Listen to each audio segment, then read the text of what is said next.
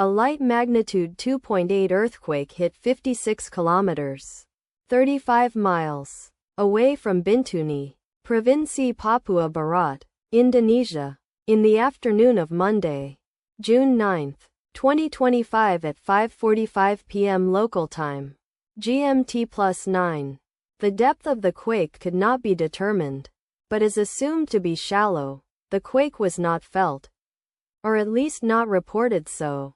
First to report, BMKG after 27 minutes.